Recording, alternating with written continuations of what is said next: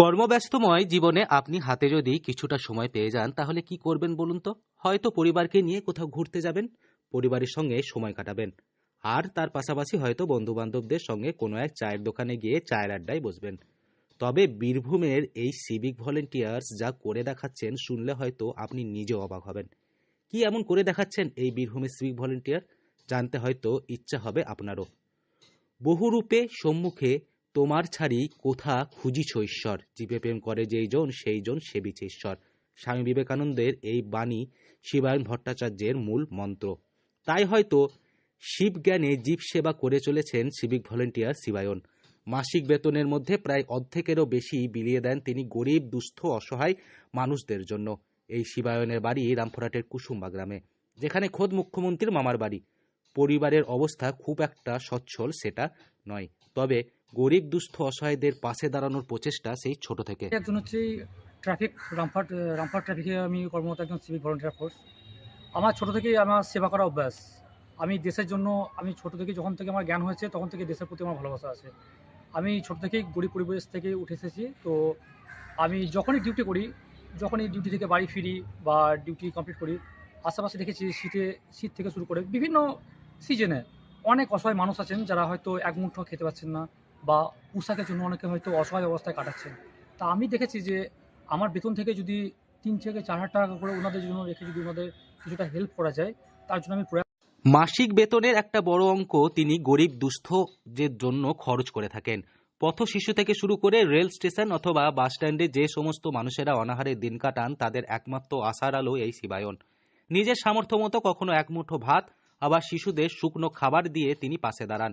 Civic ভলেন্টিয়ার্সদের নিয়ে বিভিন্ন সময় বিভিন্ন অভিযোগ ওঠে, সেই নিয়েও ওয়াকিবহল শিবায়ন। তবুও তিনি তার কাজ করে চলেছেন সাধারণ মানুষের জন্য। কিছুটা করব। সেই জন্য শীতের সময় ওনাদের যথেষ্ট পরিমাণ পোশাক আমি যতটা পারি, এবং শীতের সময় যতটা খাবার ওনাদেরকে অসহায় অসুস্থ কিছু মানুষ আছেন তাদেরকে পৌঁছে দেওয়া, রেল স্টেশন হোক, বাস স্ট্যান্ড হোক বা যে কোনো জায়গায়। এবং ডিউটি কমপ্লিট শেষে দুস্থ কিছু বাচ্চা আছেন যাদের হয়তো টিউশন জোগানো, পড়াশোনা করা হয়তো খরচ দিই, তাদেরকে হয়তো বই খাতা পেন কিছু হয়তো কিনে দেওয়া, এবং তাদেরকে হয়তো জুতো বই খাতা পেন যতটা দরকার হয় আমি তাদেরকে বলেছি যে যা প্রয়োজন হবে তারা যেন আমাকে যেন অবশ্যই যেন জানায়। সহকর্মীর এইরূপ কাজে খুশি রামপুরহাটের ট্রাফিক অফিসার। গরিব দুস্থ অসহায়দের পাশে দাঁড়ালেও কাজের ক্ষেত্রে কিন্তু কঠোর তিনি। ট্রাফিক আইন ভাঙলে অথবা হেলমেট পরে গাড়ি না চালালে প্রথমবার হয়তো সতর্ক করে ছেড়ে দেন তিনি। তারপরেও যদি ওই ব্যক্তি একই রূপ ধারণ করে তাহলে সিনেমার সিংহামের হয়ে যান শিবায়ন।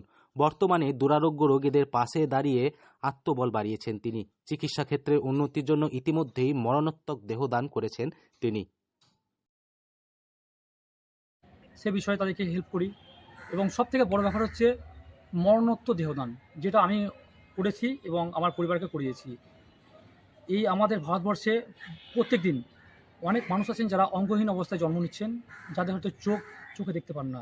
এই মরণোত্তর দেহদান করলে কি হয়, যদি আমি ইয়াং জেনারেশনকে টানতে পারি তাহলে দেশে আমার একটা দিন সময় আসবে যে কোনো অন্ধ মানুষ হিসাবে কাউকে থাকতে হবে না। যার জন্য আমি ইয়াং জেনারেশনকে সবসময় মোটিভেট করার জন্য চেষ্টা চালিয়ে যাচ্ছি যে আপনারা মরণোত্তর দেহদানে অঙ্গীকার করুন, দেহকে নষ্ট করে লাভ নেই। এবং ক্যান্সার যারা পেশেন্ট আছেন সেসব পেশেন্টের কাছে আমি গিয়ে তাদেরকে মনের মধ্যে আনন্দ যোগাচ্ছি যে এটা এমন কোনো ভাইটাল কিছু নয়, আপনারা বাঁচুন, যতক্ষণ আপনাদের অসুবিধা হচ্ছে ততক্ষণ আমরা আপনাদের পাশে আছি। বীরভূম থেকে সৌভিক রায় রিপোর্ট, লোকাল 18 বাংলা।